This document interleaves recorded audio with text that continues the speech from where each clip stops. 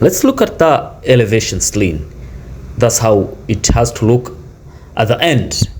So I'll take you through the steps after steps.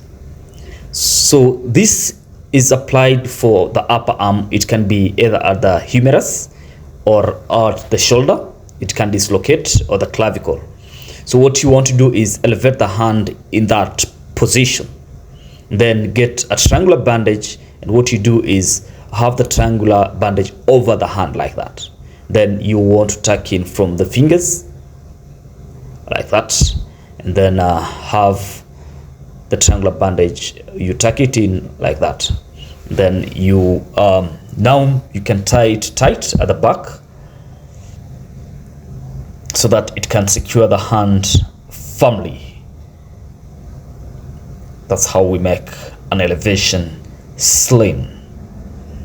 So once you're done, what you want to do is you come to the elbow, and you can just tuck it in like that, or you can use a pin and secure it.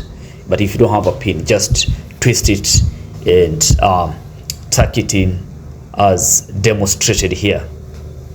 So you see the hand is firmly in position. That is, you've secured the hand firmly, and then you want to have the thumb.